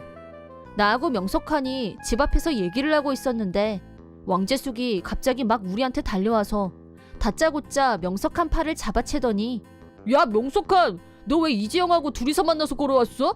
너 혹시 얘랑 바람 피워? 라면서 막 화를 냈다. 나도 명석환도 이건 목미? 순간 어이가 없어서 말이 안 나왔는데 너 나랑 결혼한다고 했었잖아. 근데 이거 뭐야? 라면서 눈물이 터졌다. 그러더니 삐져서 횡하고 집으로 가버렸다. 명석환한테 너 뭐 실수한 거 있어? 라고 묻자 유치원 때 나는 신부 너는 신랑 어쩌고 기억은 안 나지만 그런 정도가 아닐까 싶은데 라고 하면서 고개를 갸웃거렸다. 더 할 얘기도 없고 해서 서로 찜찜한 기분이 남긴 했지만 각자 집으로 돌아갔다. 하지만 그날 이후로 왕재숙은 매일 명석환을 집 앞에서 기다리고 있었다. 그리고 내가 옆에 같이 있으면 바람둥이! 라고 소리치며 울었다. 어쩔 수 없이 우리는 일단 집 근처까지만 같이 가고 집 앞에서는 서로 시간차를 두고 들어가는 방법을 썼다. 왕재숙은 명석환을 매일 감시했고 정기적으로 장문의 라인을 보내기도 했다. 대략 내용은 너는 나하고 결혼할 운명이야. 네 프로포즈를 기다리고 있을게. 이런 일방적인 고백이 담긴 섬뜩한 느낌이 드는 것들이었다. 나와 명석환은 왕재숙의 행동이 스토커 행위로 번지는 건 아닐지 걱정하면서 교제를 계속해왔다. 그러다 20살이 넘어서 둘이 같이 돈을 모았고 다른 곳으로 이사하기로 했다. 살던 동네에서 멀리 떨어진 곳으로 이사를 하자 잠깐은 스토커 행위를 방어할 수 있었지만 어디로 이사했냐고 끊임없이 캐물어왔다. 명석환은 왕재숙한테 자기 회사와 새로 이사한 곳을 철저히 비밀로 하기 위해 부모님과 친구들한테도 말하지 말라고 단단히 일러뒀기 때문에 라인 정도는 참을 만하다고 했다. 하지만 내가 프로포즈를 받고 얼마 정도가 지나고 나서 급작스럽게 일이 터지고 말았다. 그날 우리는 운 좋게 퇴근 시간이 같았고 기분이 좋아서 밖에서 저녁을 해결하고 다정하게 손을 잡고 집으로 걸어가고 있었다. 그런데 아파트 입구에 도착하자 뒤에서 누가 내 팔을 잡아당겼다. 너무 놀라서 뒤를 돌아보자 거기에는 왕재숙이 서 있었다. 왕재숙은 잔뜩 화가 난 얼굴로 눈물을 흘리면서 우리를 향해서 여기서 너희 발견하고 뒤따라왔어. 이게 대체 어떻게 된 거야? 라고 소리쳤다. 이미 늦은 시간이었고 옆집 사람들한테 피해를 줄까봐 걱정돼서 울며불며 소리치는 왕재숙을 필사적으로 달랬다. 하지만 왕재숙은 왜 너희들이 손을 잡고 걸어? 왜? 여기가 명석한 네가 사는 아파트야? 라고 계속 묻고 확인했다. 왕재숙이 계속 소란을 피우자 옆집 사람이 창문에 대고 조용히 좀 합시다 라고 소리쳤다. 왕재숙은 기분 나쁘다는 듯이 혀를 차면서 다시 올게 라고 하더니 되돌아갔다. 집으로 들어오자 명석한은 힘이 다 풀린 모습이었지만 다음에 만나면 사실대로 다 말해야겠어 라고 했다. 어쩐지 불안한 마음이 들었지만 언제까지 피할 수만 없다는 생각에 같이 만나서 다 얘기하자 라고 나도 말했다. 3일 후 집에 온 명석한은 표정이 환하게 변해 있었다. 좀 전에 집 앞에서 왕재숙을 만났거든? 날 기다리고 있었던 것 같은데 너하고 결혼할 거라고 다 말해버렸어 라고 했다. 왕재숙은 뭐래? 라고 묻자 그게 좀 불가사의한데 엄청 좋아하던데? 라는 대답을 듣자 갑자기 맥이 확 풀려버렸다. 기분이 좋아 보였더니 도무지 이해가 안 가는 면이 있었지만 아무튼 하려고 했던 말을 다 했다고 하니 앞으로 왕재숙이 어떻게 나오느냐를 지켜보다가 남은 방법은 왕재숙 부모님을 찾아가 상의하는 것뿐이라고 생각했다. 다음날 퇴근해서 집에 오자 왕재숙이 또 집 앞에 있었다. 나는 왕재숙을 피해서 숨거나 도망가려고 했지만 왕재숙은 끈질기게 찾아내고 쫓아왔다. 그러더니 왕재숙은 세상 행복한 표정으로 나 명석한한테 프로포즈 받았어 라고 말도 안 되는 소리를 냈다. 나도 모르게 반사적으로 응?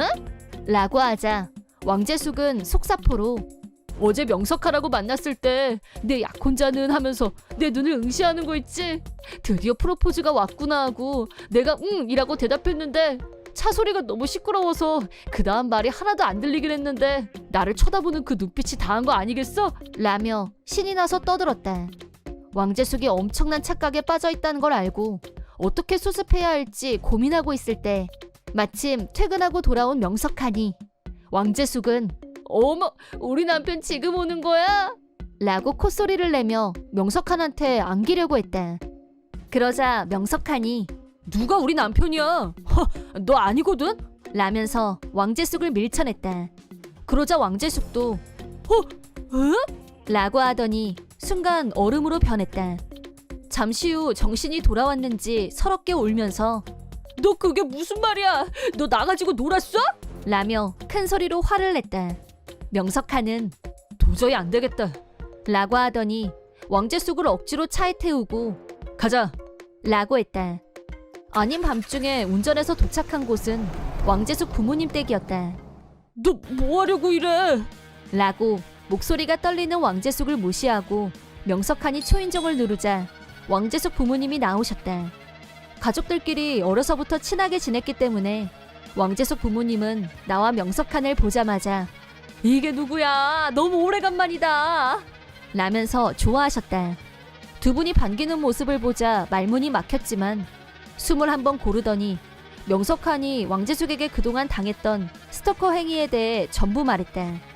그러자 아줌마는 펑펑 눈물을 쏟으며 미안하다고 하셨다.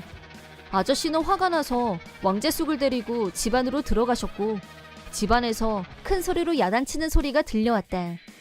아저씨와 아줌마와 다음에 다시 얘기하기로 하고 다음 쉬는 날에 왕재숙 집으로 갔다. 나와 명석한은 어려서부터 친구였던 왕재숙을 경찰에 신고할 생각은 없었다. 하지만 아저씨가 경찰에 정식으로 피해 신고를 접수해줬으면 한다 라고 말씀하셨다.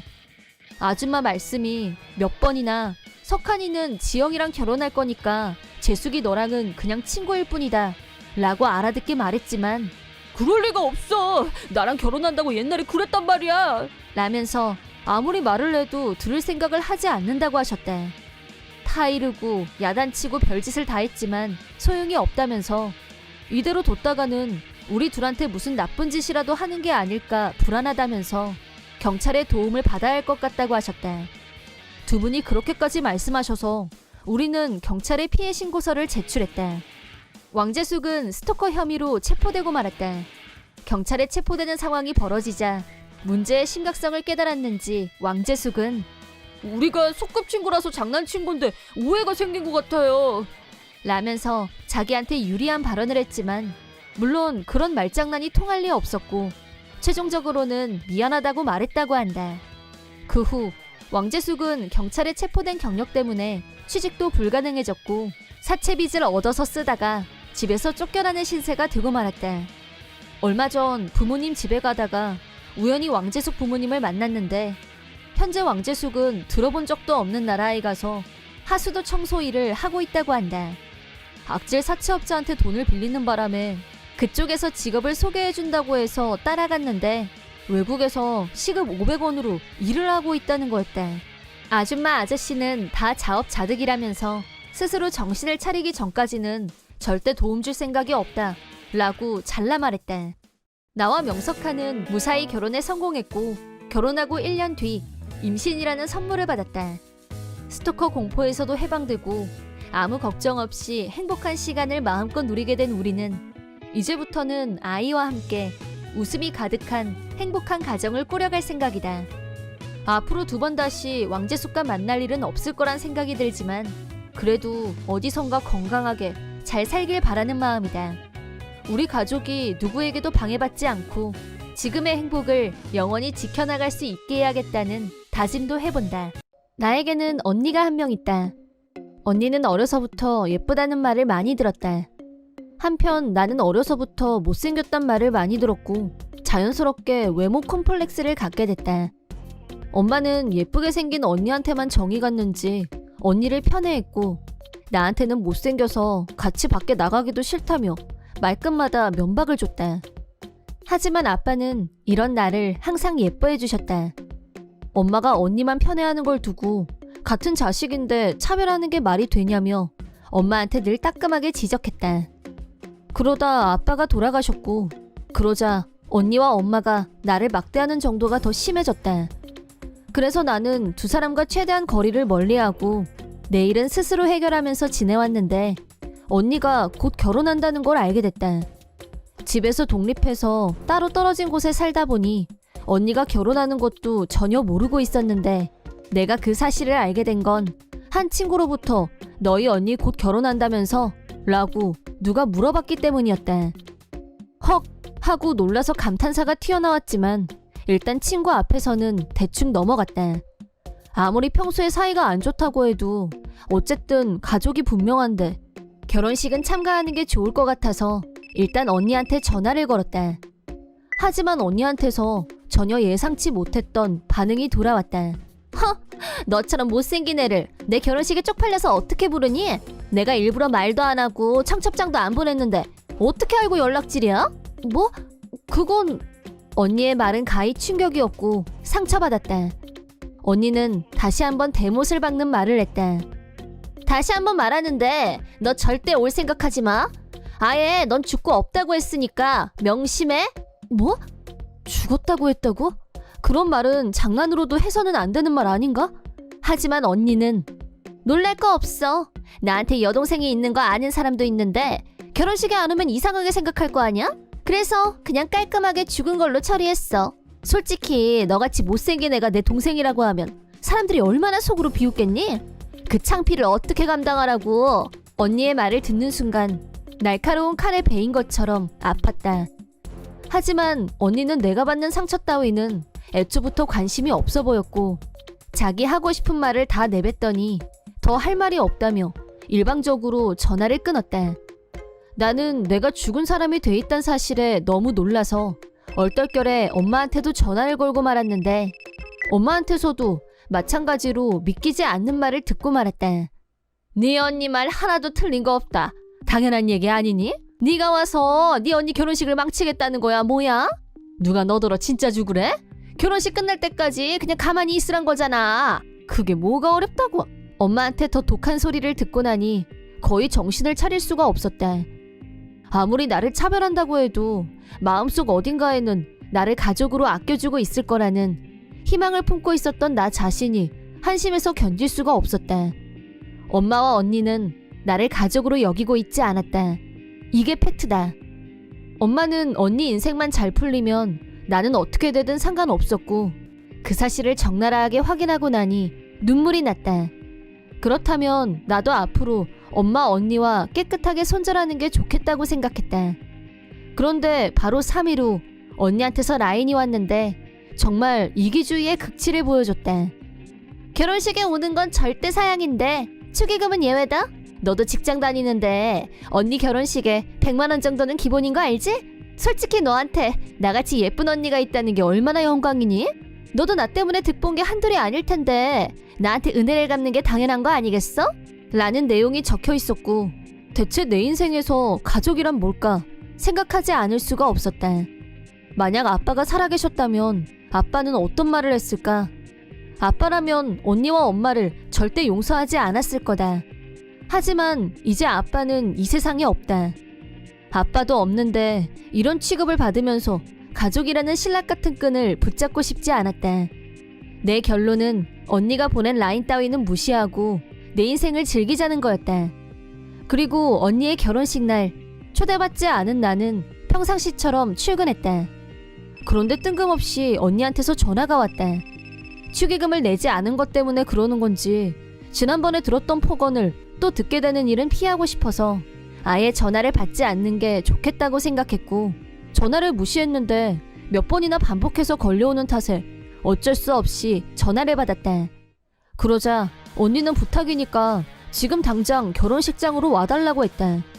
갑자기 왜 태도가 180도 달라졌는지도 모르겠고 오지 말라고 못 박은 사람은 언니 아니었냐고 하자 언니는 지금 자기가 얼마나 곤란한 상황인지 얘기했다.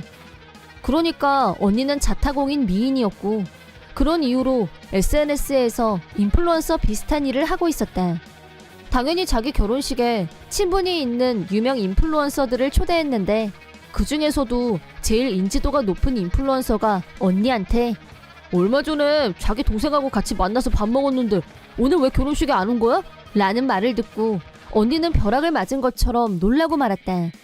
그게 누군지 언니한테 이름을 물어봤더니 반년 전쯤에 친구 소개로 알게 된 지인이 분명했다.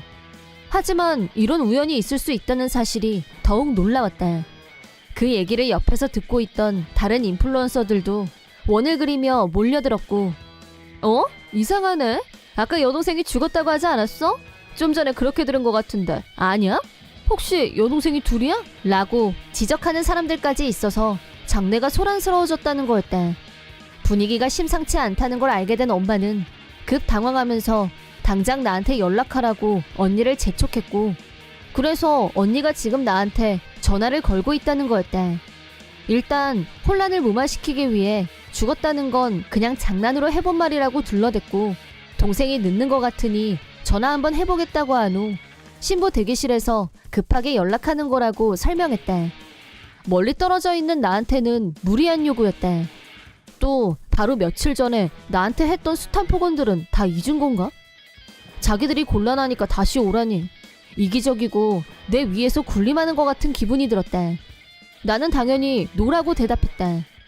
나를 함부로 대하는 자들이 가족이란 이름으로 나를 도구로 이용하려고 하고 있었다. 나는 이용당하는 걸 알면서 그냥 당할 바보는 아니다. 안 갈 건데? 나 지금 죽은 사람이라면서. 라고 하자 언니가 그 말은 취소할게. 그래 미안해. 근데 네가 지금 안 오면 내 결혼식이 엉망이 될 판이란 말이야. 그러니까 그냥 좀 와. 언니의 목소리는 절박해 보였지만 나는 안 간다고 다시 말하고 전화를 끊었다. 전화를 끊기 전에 전화기 너머에서 언니가 발광하고 포효하는 소리가 들렸지만 이미 나랑은 1도 상관없는 일이었다. 그 뒤로 일어난 일은 내가 예상한 그대로였다. 내가 결혼식에 나타나지 않자 사람들은 언니가 나를 죽었다고 하고 결혼식에 초대하지 않은 거라고 했고, 하객들은 술렁거렸다. 신랑 측에서도 이게 무슨 소란이냐며 엄마한테 자초지종을 캐물었다. 급기야 신랑이 언니한테 어떻게 멀쩡하게 살아있는 동생을 죽었다고 할 수가 있어? 넌 정상이 아니야. 네가 그런 사람인지 미처 몰랐어. 실망이다. 이 결혼 없었던 걸로 하자. 도저히 못하겠다. 이 책임은 반드시 물을 거니까 그렇게 알아. 라고 파혼을 선언했고, 언니는 그 자리에서 통곡했다. 신랑한테 매달리면서 몇 번이나 미안하다고 했지만 신랑은 언니가 매달릴수록 경멸하면서 사과할 거면 내가 아니라 네 동생한테 가서 해. 라고 했다는 걸 나중에 유명 인플루언서인 친구한테 들었다.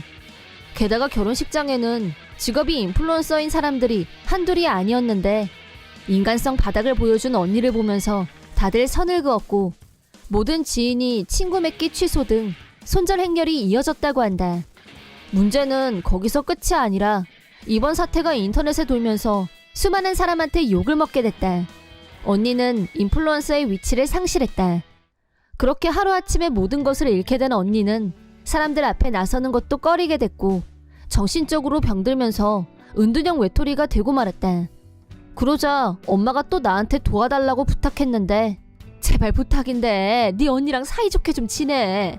너하고 언니가 사이좋게 지내는 걸 사람들한테 알리면 그동안 언니를 오해했었다는 걸 사람들이 알게 될 거 아니니? 라고 말했지만, 오해라니 그게 사실이잖아. 라고 맞대꾸했다. 분명히 말해두겠는데 난 앞으로 두 사람하고 절연할 생각이야. 당연히 사이좋게 지낼 일도 없을 거고. 라고 선언하자 엄마가 가족을 버릴 생각이냐면서 나한테 화를 냈다. 먼저 가족을 버린 사람은 당신들이라고 말해주고 싶다. 나는 여전히 흥분해서 떠드는 엄마를 무시하고 전화를 끊었다. 그 뒤 소문으로 들은 바에 의하면 신랑 측에서 언니한테 청구한 위자료는 어마어마한 금액이었다고 한다. 언니는 자기가 명색이 인플루언서니까 결혼식은 최대한 화려하게 해야 된다는 생각이었고, 고급 드레스도 몇 벌이나 빌리는 등 엄청나게 돈을 쏟아부은 모양이었다. 그런데 돈만 쓰고 결혼식은 폭망, 위자료 폭탄을 맞고 말았다는 슬픈 사연. 엄마도 그동안 언니만 감싸고 돌았던 대가로 앞으로 평생 언니의 위자료를 갚기 위해 살아가게 되겠지만, 두 사람과 손절한 이상 이제 더 이상 나와는 상관없는 일이다. 나중에 들은 말에 의하면 아빠가 남겨주신 집까지 팔아서 위자료로 충당했지만 그래도 다 갚지 못했고 아직도 남은 빚이 상당하다고 한다. 나쁜 짓을 하면 벌을 받는다는 이 소박한 진리. 내 이름은 진심남. 아내 반상식과는 대학 때 만났다. 우리 만남은 순조로웠고 대학 졸업 후 무사히 결혼했다.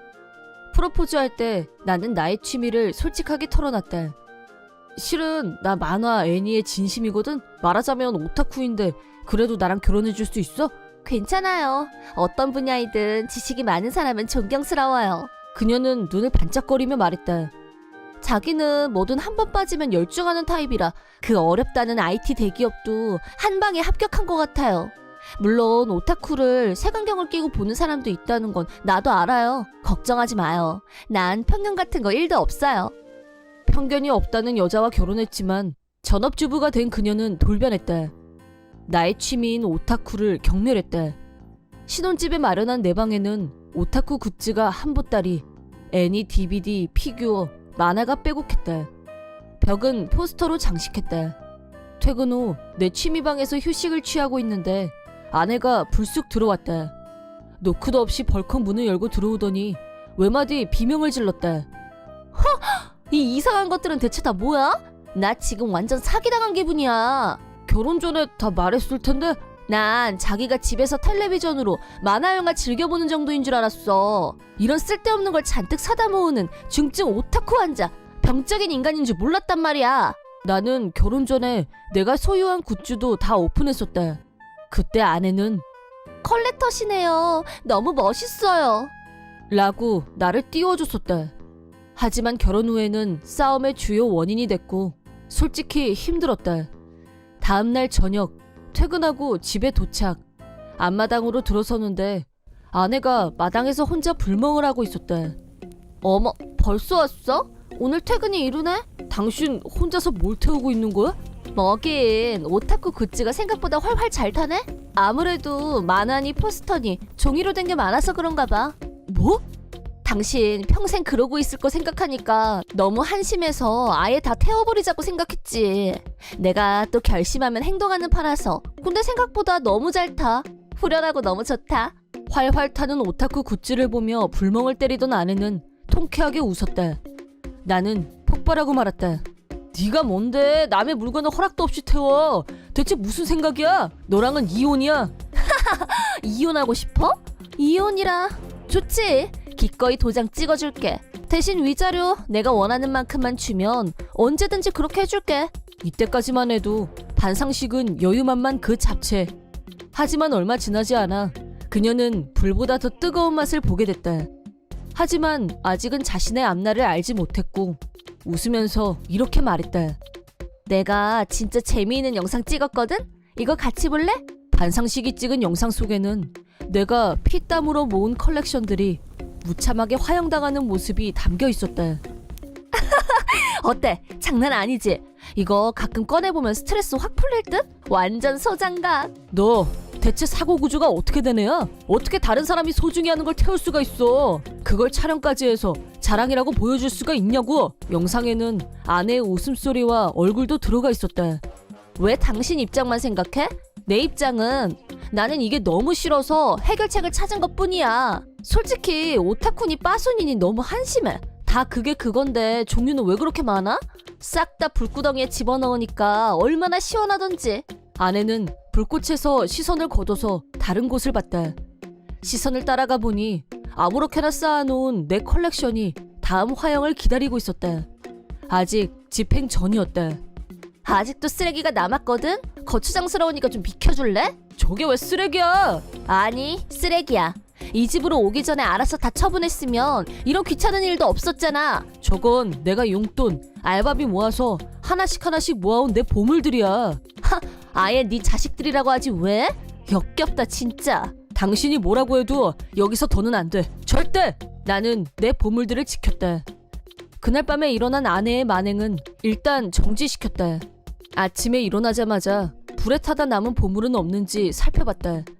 하지만 불구덩이에 던져져 형체도 없이 녹아버린 비참한 모습만 눈에 들어왔다. 나는 두 번 다시 이런 일이 일어나지 않도록 창고를 만들기로 했다. 당연히 자물쇠를 채웠다. 내 보물들을 보기 위해 마당으로 나와야 하는 불편함, 다락방처럼 협소한 공간. 하지만 지금 중요한 건 보물들을 보호하는 것이다. 절대 불태우지 않게 말이다. 어쨌든 일주일 정도는 무사히 지나갔다. 하지만 그날 밤 퇴근해서 집에 오자 아내가 또 마당에서 불을 피우고 있었다. 섬뜩한 예감이 든 나는 단숨에 달려갔다. 야, 너 또 뭐 태우는 거야? 어두운 마당에 아내가 피운 불길은 거의 소강 상태였다. 그렇다면 내가 회사에 있던 낮 시간대부터 이러고 있었을 가능성이 컸다. 어머, 왔어요? 귀신 같은 얼굴을 한 아내를 무시하고 창고로 달려갔다. 잠겨있어야 할 문이 열려 있었다. 이게 대체... 열쇠를 왜 그렇게 찾기 어려운 데다 숨겨놨어? 고생했잖아. 내가 그거 찾는데 일주일이나 걸린 거 알아? 너! 내가 숨겨놓은 열쇠 찾아서 창고에 무단 침입했다는 거야?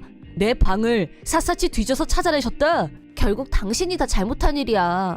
당신도 잘못이란 걸 알고 있었으니까 이런 허접한 창고까지 만든 거잖아? 허접한 취미를 남들 눈에 안 띄게 하려고 말이야. 허접하다니.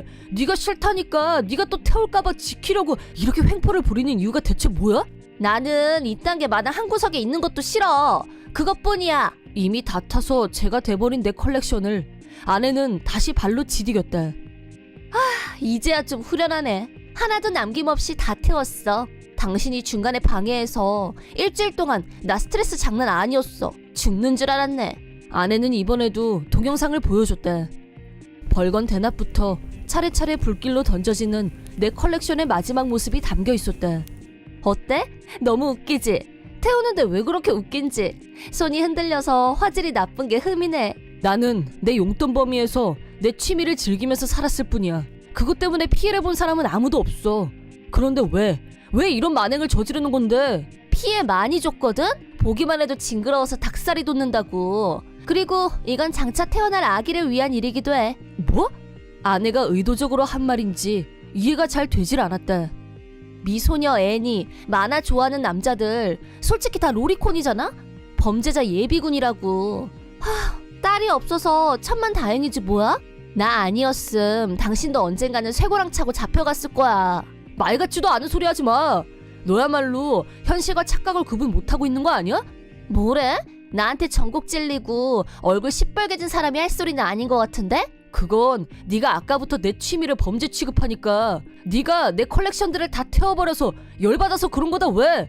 저런 허접한 것들 보면서 오타쿠 짓거리 할 시간에 나한테 잘해. 아내 소중한 줄 알라고. 이런 조잡한 장난감 사 모을 돈이 있으면 도우미를 구해서 나 편하게 해줄 생각을 하라고. 너 전업주부잖아. 아이가 있는 것도 아니고 집안일이 당신이 하는 유일한 일 아니야? 내 꿈은 우아하게 사는 거였어. 그래서 IT 대기업 사원에 출세할 관상이라고 굳게 믿고 당신하고 결혼한 거야. 이렇게 징그러운 취미가 있는 것까지 다 감수하면서 나는 기가 막혔고 동시에 모든 게 이해가 됐다. 결혼 전 오타쿠 취미에 대해 특별히 이해를 구했던 건 무의미한 짓이었던 것도 알게 됐다. 이 여자는 처음부터 자기 생각만 했을 뿐이다. 나는 복수를 결심했다. 오타쿠의 끈질김이 뭔지 반드시 알게 해주리라. 그렇게 몇 주 동안 나는 컬렉션을 다시 사모으는 노력은 하지 않았다. 이제 좀 제정신이 드는 느낌적인 느낌? 이게 다 내가 전부 다 태워버려서 깨우침을 얻은 거라고. 아내는 대만족한 표정이었다.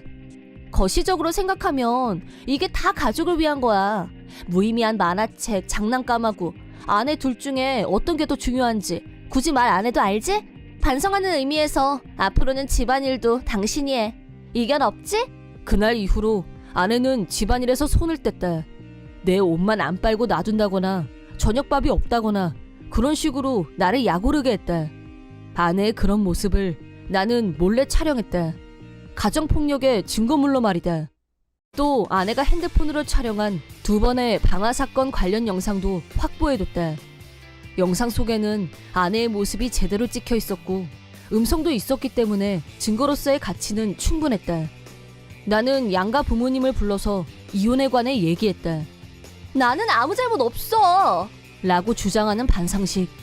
물론 저도 제 취미에 대해서 일부 눈을 찡그리고 이해 못하는 사람들이 있다는 건 잘 알고 있습니다. 그래서 반상식이 보이는 반응을 이해하려고 했어요. 하지만 함부로 태워버리는 건 다른 차원입니다. 나는 방화 사건 영상을 네 분께 보여드렸다. 장인 장모도 자기 딸에 대해 변호를 포기했다.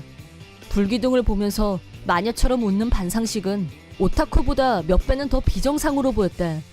그렇게 이혼했다. 전처에게 피해 보상으로 위자료 500만 원을 청구했다. 전처는 작은 아파트에서 혼자 살면서 파트 근무를 시작했다. 현재 전처가 사는 집에는 오타쿠 굿즈가 한 개도 없어서 아마 자기 주거 환경에 만족할 거라고 본다. 내 이름은 안진다. 남편 진상남과 고등학생인 아들 진정환과 살고 있는 45살의 회사원이다. 나는 아들이 둘인데 장남 진지아는 대학 졸업 후 막 취업을 한 상태이다. 둘째도 올해 고등학교를 졸업하기 때문에 나의 육아 전쟁은 이제 한 고비만 남겨둔 셈이다.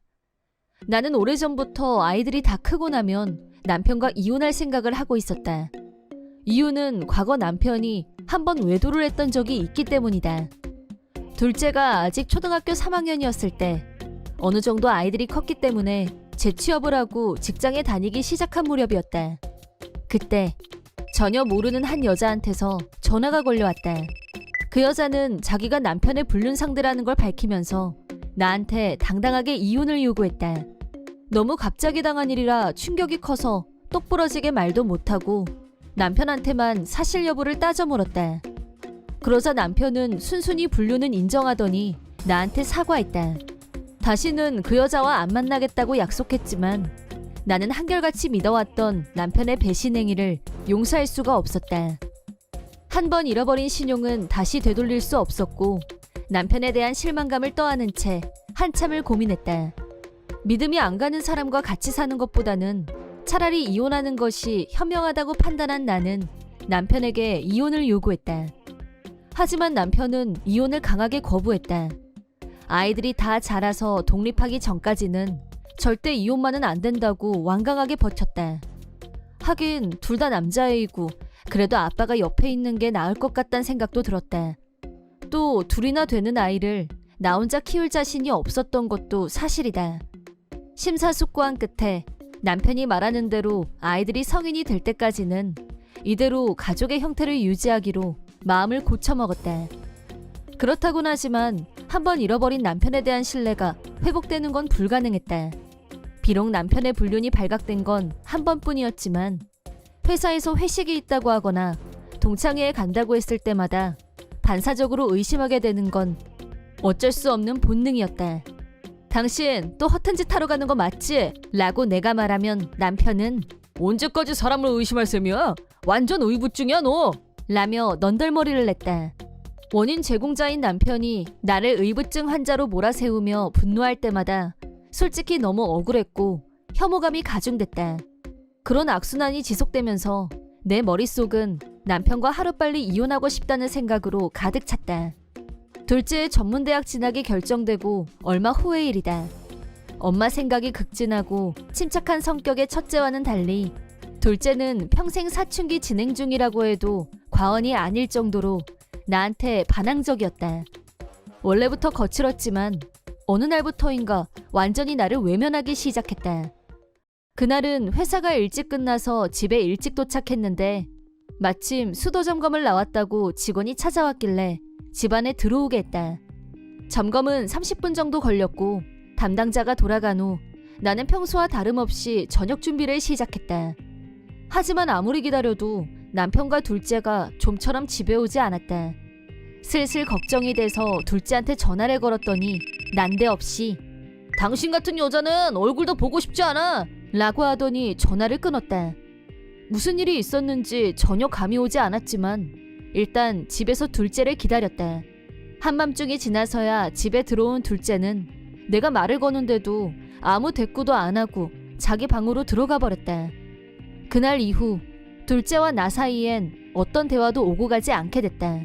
둘째 때문에 고민이 쌓여가던 어느 날 엎친 데 덮친 격으로 또 다른 불상사가 일어나고 말았다.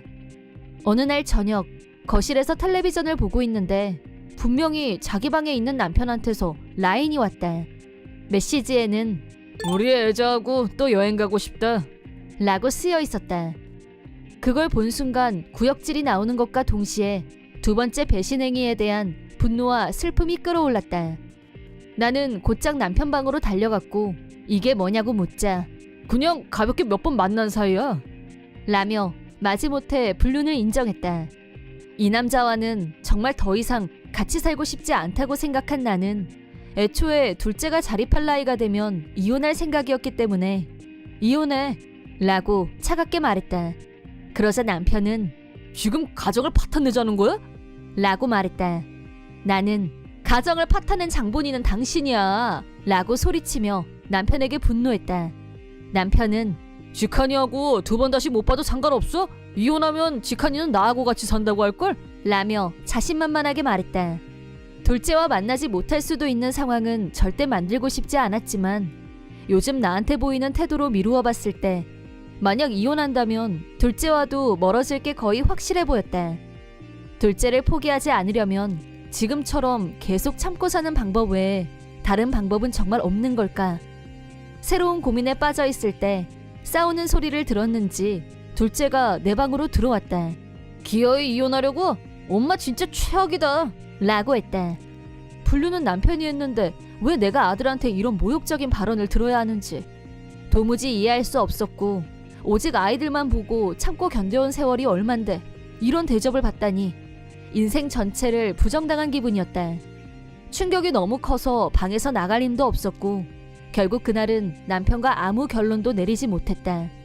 다음날 나는 큰애를 카페로 불렀고 현재 상황을 그대로 털어놓았다. 남편의 두 번째 불륜 사실을 알게 된 큰애는 와, 아버지 진짜 최악이다 라고 하면서 남편에게 분노했다. 큰애는 내 얘기를 끝까지 다 듣고 나더니 고개를 갸우뚱하면서 근데 이상하다. 지칸이가 원래 엄마를 엄청 좋아했는데 언제부터 그렇게 변한 거지? 라고 했다. 큰애 말처럼 둘째는 어리광쟁이에 내 껌딱지였었다. 그랬던 아이가 나한테 반항적으로 변한 시점이 사춘기 무렵하고 겹쳤기 때문에 나는 통과 의례처럼 거쳐가는 반항기라고 생각했었다. 분명히 무슨 이유가 있을 거야 라고 하더니 자기가 직접 만나서 장남은 이유를 물어보겠다고 했다. 며칠 후 큰애와 지난번 만났던 카페에서 다시 만나기로 했는데 큰애가 둘째를 데리고 같이 왔다. 둘째는 딴 데만 쳐다보고 억지로 온 것처럼 보였지만 큰애가 뭐해? 얼른 말해! 라고 하자 엄마 그동안 내가 잘못했어 라고 말했다. 그러더니 둘째가 지금까지 있었던 일에 대해 털어놨다. 사춘기가 막 시작된 중학교 1학년 때 남편이 갑자기 할 얘기가 있다며 둘째만 따로 불렀고 둘만 있는 자리에서 실은 네 엄마가 불륜을 한 것 같아 라고 하더니 불륜 내용까지 아주 자세하게 알려줬다고 한다. 둘째는 큰 충격을 받았고 나에 대한 생각이 완전히 달라지고 말았다. 그날 이후 나와는 눈도 마주치기 싫어서 피해 다녔다는 거였다. 심지어 남편은 둘째와 둘만 있을 때는 어김없이 내 불륜 문제에 대해 상의했다고 한다. 그런 식으로 남편은 치밀하게 둘째한테 자기 말을 믿게 만들었다. 말도 안 돼. 어떻게 그런 거짓말까지 하면서 사춘기인 애를 세뇌시킬 수가 있어? 내가 흥분을 감추지 못하자 큰애가 우리 셋이 같이 가서 아버지가 자기 입으로 진실을 말하게 하는 게 어때? 라고 제안했다. 우리 셋은 곧장 남편 회사로 달려갔다. 마침 회사 로비에서 전화를 걸고 있는 남편을 발견, 신변을 확보했다. 우리는 남편을 둘러싸고 큰 소리로 각자의 분노를 표출했다. 여기 회사야! 다들 정신이 나갔어? 뭐야? 라며 남편은 당황했다. 둘째가 제일 먼저 왜 거짓말했어? 지난 몇 년 동안 엄마를 혐오하게 만들었잖아. 지금 내 기분이 어떤 줄 알아? 죽어도 용서 못해! 라면서 울음을 터뜨렸다. 잠시 후 정신을 차리고 보니 우리 주변으로 사람들이 웅성웅성 모여들고 있었다. 남편은 우선 울분을 터뜨리고 있는 둘째를 달래보려고 등을 토닥였지만 이미 실체를 알게 된 이상 남편을 뿌리쳤다. 사태가 걷잡을 수 없다는 걸 파악했는지 네가 중학교 때 나한테 새 여자가 생겨서 만나고 있었는데 혹시라도 들키면 빼박 이혼당할 거고 그럼 양육비니 위자료니 내놓으라고 할 거 아니야? 내가 그런 거 줄 돈이 어디 있어. 그래서 지칸이 너라도 내 편으로 잡아두면 네 엄마가 절대 이혼 소리를 못 할 것 같아서 라고 스스로 인간 말종이란 걸 증명한 꼴이 됐다. 그 말을 들은 우리는 남편에게 절연을 선언하고 남편 회사에서 나와버렸다. 집에 와서 바로 짐을 챙겼고 당분간은 둘째와 친정에서 지내기로 했다. 그 후 변호사를 써서 남편에게 위자료를 청구했고 둘째의 학비를 전액 책임질 것을 약속받았다. 남편은 위자료를 내는 게 죽기보다 싫었는지 마지막까지 이혼하기 싫다고 발악을 했지만 그딴 억지가 통할 리 없었고 이혼이 성립됐다. 회사에도 제대로 진상인 게 다 까발려진 남편은 당연히 사내 평판이 실추됐다. 회사에서는 면전에서도 등 뒤에서도 적나라한 비난을 들어야만 했다. 인간 쓰레기, 사이코패스 등 온갖 욕을 다 먹으면서 차츰 정신적으로 무너지기 시작했지만 어쨌든 둘째가 전문대를 졸업할 때까지는 직장을 계속 다녔다. 하지만 둘째가 취업하고 나자 그나마 지탱하고 있던 정신력이 완전히 무너지면서 여전히 욕먹는 일이 일상이었던 회사에 아무 말도 없이 무단결근을 하더니 결국 연락이 두절됐다. 그 후로 전 남편이 살아있는지 죽었는지조차 아는 사람은 아무도 없다. 나는 이미 두 아들 모두 다 자립했기 때문에 전 남편은 아무래도 상관없었다. 한편 나는 예전처럼 엄마를 끔찍하게 생각하는 아들로 돌아온 둘째와 취직은 했지만 여전히 같이 살고 있다. 자기가 결혼하기 전까지는 엄마를 돌보면서 같이 있고 싶다는 작은 아들이 말만이라도 얼마나 고마운지 모르겠다. 앞으로도 두 아들과의 가족애를 소중히 하면서 우리 세모자 언제까지고 사이좋게 지냈으면 하는 바람뿐이다.